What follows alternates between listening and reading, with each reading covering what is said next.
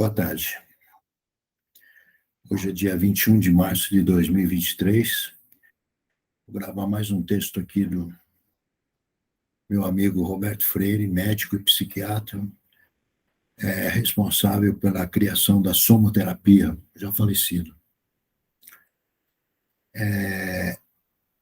Esses textos são retirados do livro Viva Eu, Viva Tu, Viva o Rabo do Tatu, que eu recomendo que vocês adquiram, porque nada melhor do que ler com o livro na mão, né? Custa baratinho, qualquer sebo aí é R$7, R$8, e vale a pena.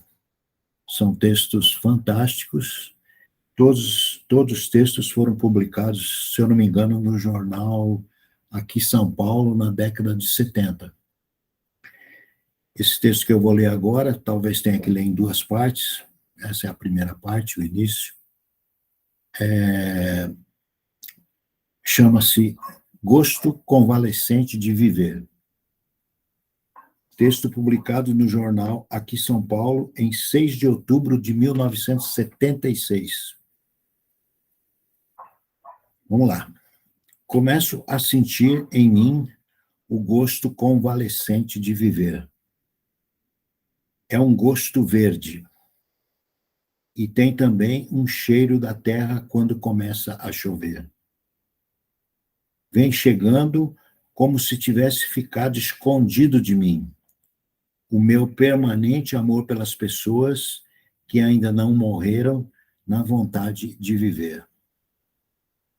Então, ontem pela manhã, fiz um passeio pela feira e me lambuzei de gente que eu gosto, dos dois lados das bancas de verduras e frutas. Depois, vim para Visconde de Mauá. A chuva e o frio me isolaram e aconchegaram entre dois fogos aquecentes, o da lareira e o da amizade.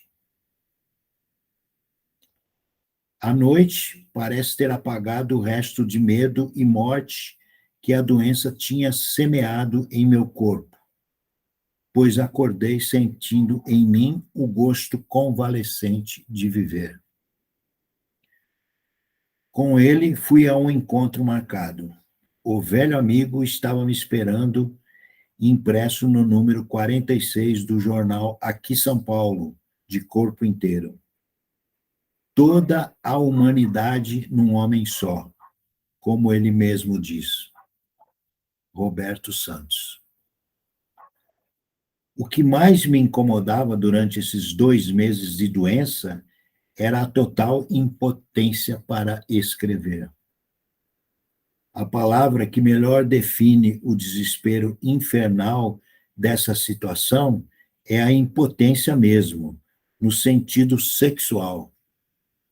Porque eu sentia um violento desejo pelas coisas que tinha em mim e no meu mundo, bem como escrever sobre essas coisas é o maior prazer que tenho na vida.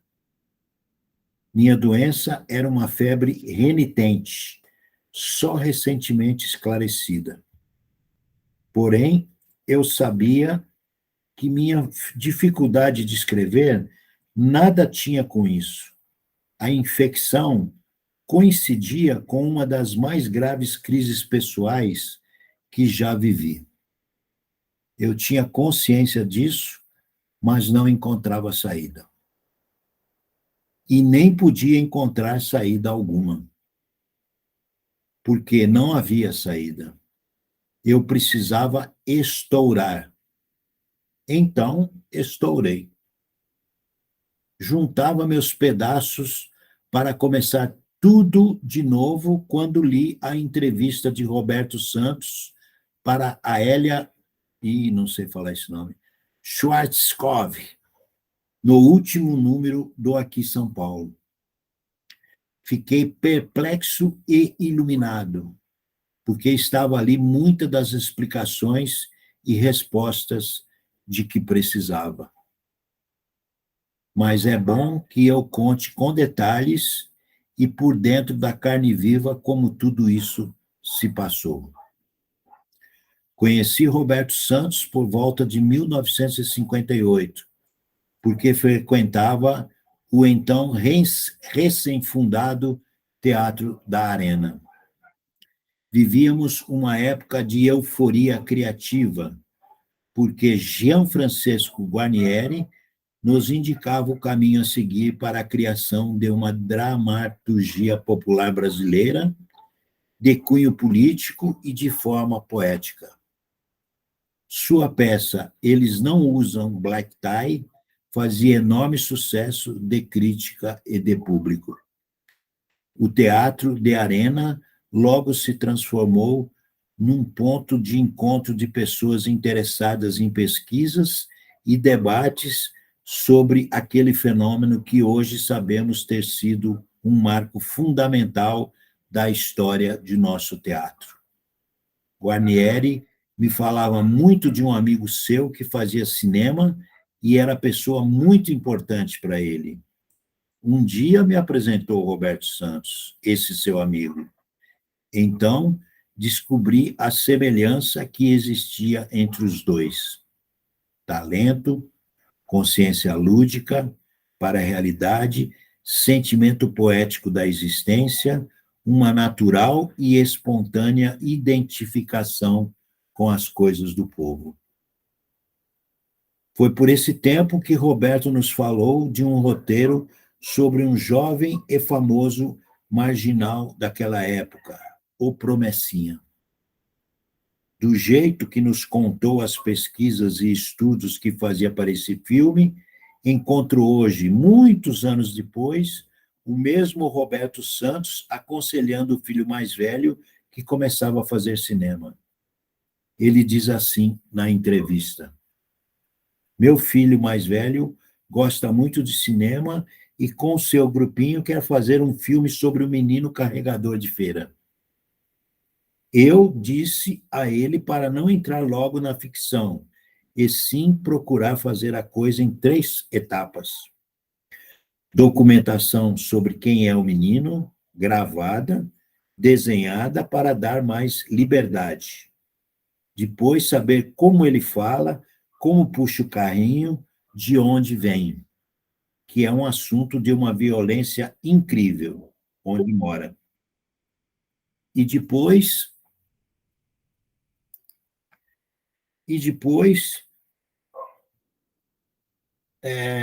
a ficção. Foi assim mesmo que, naquela época, o Roberto Santos preparou seu roteiro sobre O Promessinha, que tinha origem igual aos meninos carregadores de feira.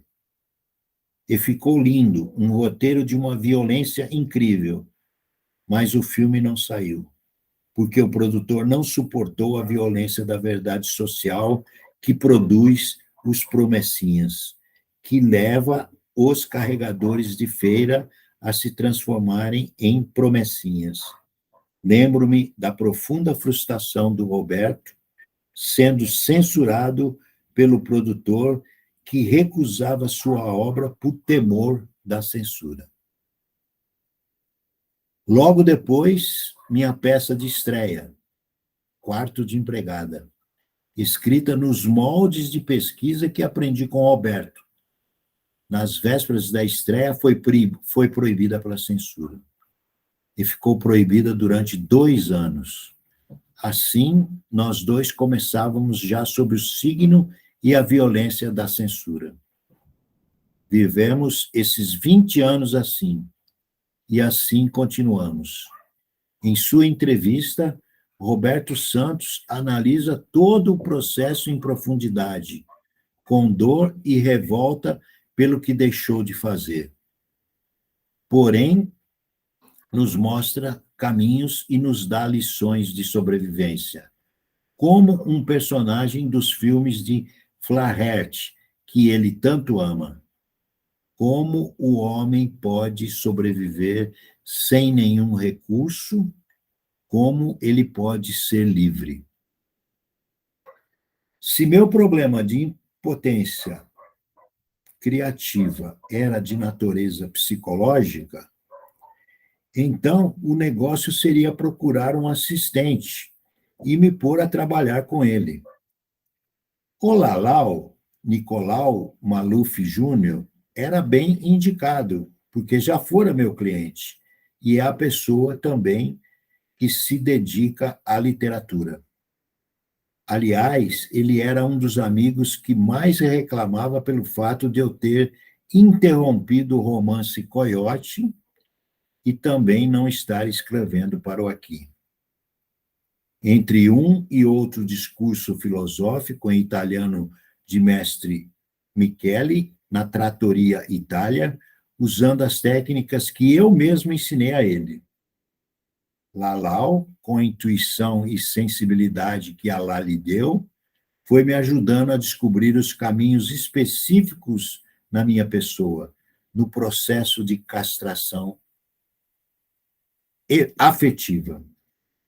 Quero relatar, em termos teóricos e resumidos, nossas conclusões, que podem ser complementadas, inclusive sem o jargão psicologístico, pela humaníssima e sábia entrevista do Roberto Santos.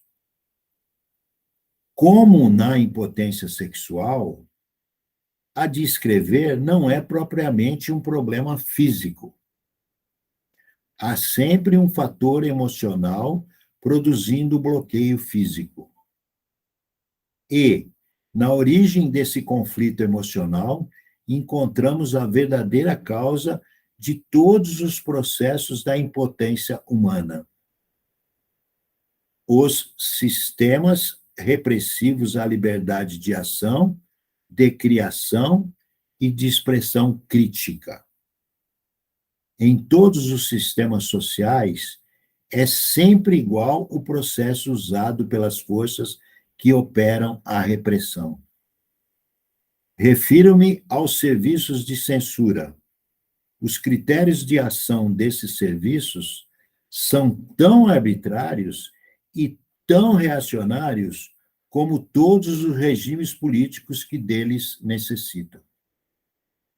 Porém, o mais grave e lamentável no processo de censura arbitrária e reacionária à liberdade de ação, de criação e de expressão crítica não é a censura propriamente dita, mas a sua consequência e principal finalidade quando eficientemente aplicada, a autocensura. Enfim, a autocensura é o sucesso da censura. A autocensura é o sucesso do sistema político repressivo. Quando a censura consegue a autocensura, nem sempre a pessoa que foi censurada e passou a censurar tem clara consciência disso. É frequente ver essa pessoa procurando em si mesmo as causas da limitação da quantidade e da qualidade do seu trabalho criador, tentando encontrar em sua condição física e mental razões específicas e individuais que expliquem a impotência em que vivem num ou em vários planos de existência. Bom, pessoal, o negócio aqui é comprido. Eu vou fazer uma segunda ou talvez até terceira parte. Como eu disse no início do vídeo, sugiro fortemente que vocês adquirem o livro Viva Eu, Viva Tu, Viva o Rabo do Tatu, que são vários textos, inclusive esse aqui que eu estou lendo, né? É o Gosto Convalescente de Viver, que vocês vão gostar muito. O livro é muito baratinho, se encontra em qualquer sebo, e eu recomendo. Peço que vocês compartilhem esse vídeo, se inscrevam no canal e dá uma clicadinha aí no mãozinha para ajudar o canal. Ok? Grande abraço para todos. Vou parar a gravação aqui e depois eu continuo numa segunda parte. Essa é a parte 1. Vamos chamar a outra de parte 2, ok? Grande abraço.